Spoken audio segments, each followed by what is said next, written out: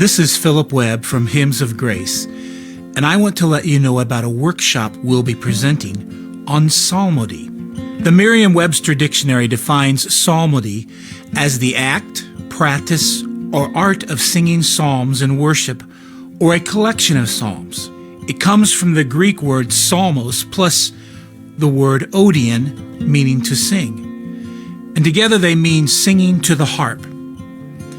In the book of Ephesians and Colossians, the Apostle Paul reminds believers to sing psalms, hymns, and spiritual songs.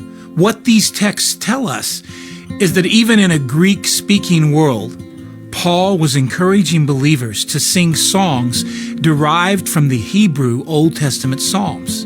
He is telling the early church that singing to one another should consist of these three types of songs. However, how many of us have attended a church where the congregational songs were derived from the book of Psalms?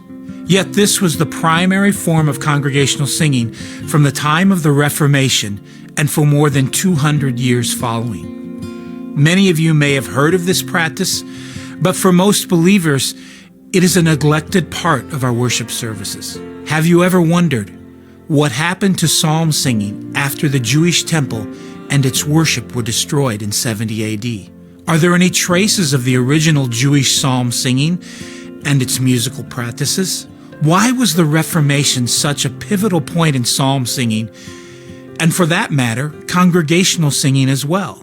How did the Puritans contribute to psalm singing, and what modern practices do we have today that can provide us with examples?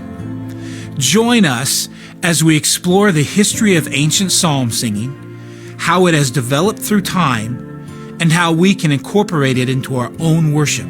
Together, let us learn how our congregations can be faithful to the apostles' admonition and how presenting lyrics based on the Psalms can benefit the worship of the body of Christ.